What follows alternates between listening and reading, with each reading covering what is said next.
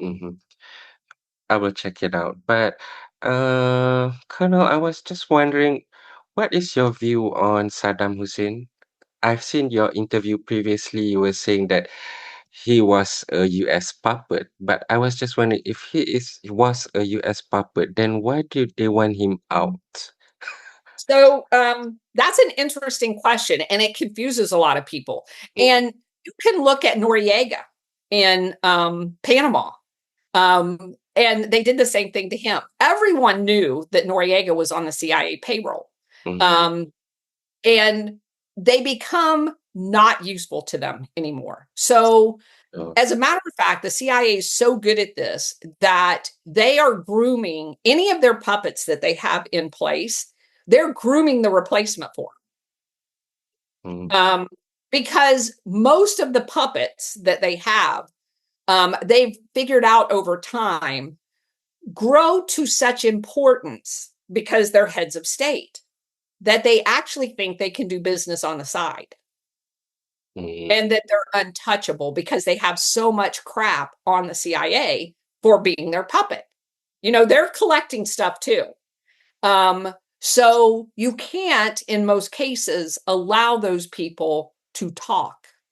mhm, And so, in the case of Saddam Hussein, um, obviously we overthrew the government. Saddam Hussein is placed in charge, and he's basically, and this is just a fascinating story with him specifically because of how my path crossed into this story. mhm, Um, so I didn't know any of this stuff when I was on active duty. I arrived in Rome, Italy, for a 3-year assignment in Italy on the 2nd of August, 1990. What I didn't know was also going on that exact date is Prime Minister Andreotti, the guy that was in charge of Italy at the time, was briefing the Senate on the fact because there had been a prosecutor in Italy that somehow managed to stay alive because most of them were killed if they started looking into Operation Gladio.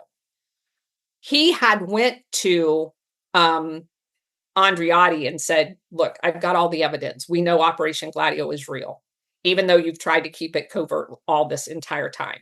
So Andreotti goes to the Senate on the 2nd of July of uh, 1990 and basically spills his guts and says, "Yeah, it's real."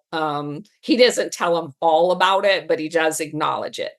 So 2nd of August, sorry. And so that is the very day that Saddam Hussein invaded Kuwait. mhm, So when I got to Italy, which I didn't realize at the time, anytime this stuff boils up, one of the favorite domestic terror attacks is the Rome airport because there's lots of people in it. And so they had on the 2nd of August, when I arrived, they had like for every passenger in the international terminal, like 5 carabinieri guys with AK-47s when I got off the airplane. And I'm like, what the heck? I'd never seen like AK-47 gun toting people at an airport ever. yeah, And I'm like, what did I do? I don't know if I want to be here. And so, of course, later on, I find out like the next day what had happened.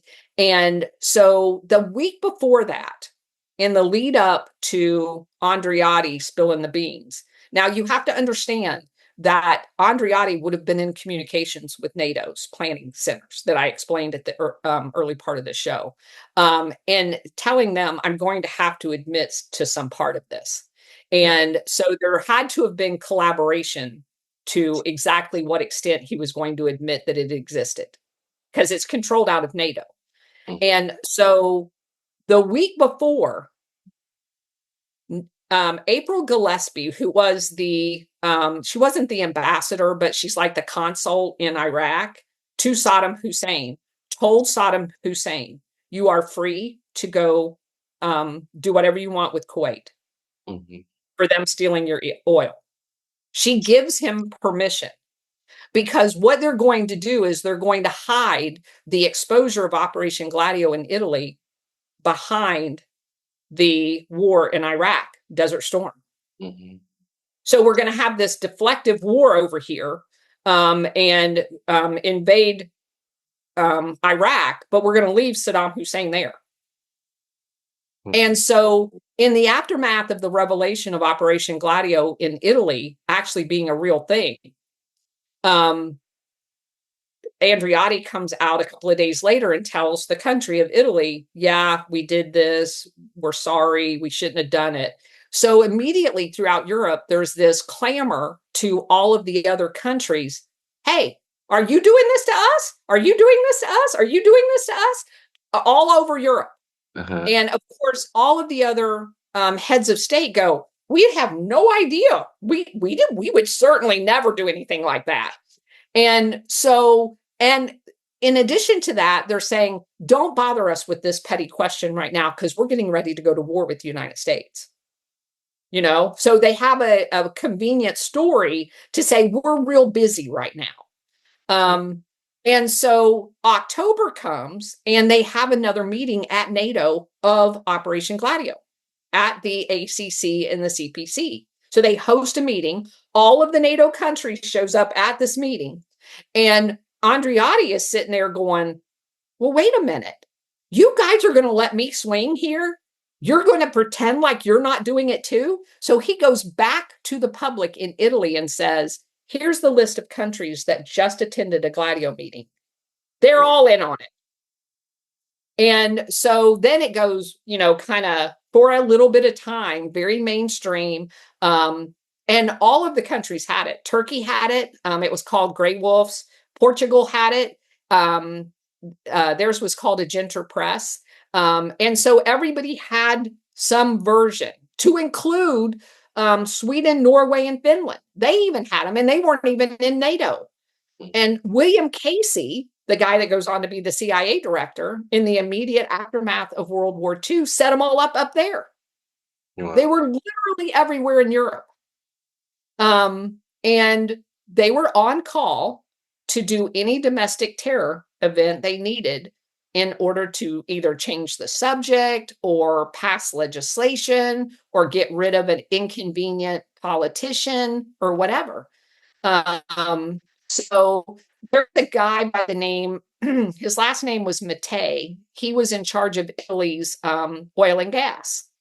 And he too was one of those 50-50 guys. He believed that 50% of the profit should stay in the country of origin. And so he flies over to Libya, which was a big source of oil for Italy at the time. And he's renegotiating on behalf of Italy the contract with Libya. On his way back, his plane blows up. Well, So they said it was mechanical failure. And for years, that was the story. It just was unfortunate. His plane blew up. Well, after Gladio gets revealed in 1990, they dig this man's body up and examine his gold ring, and it has explosives embedded in the ring. wow. And they realize that he was sabotaged and killed. Mhm.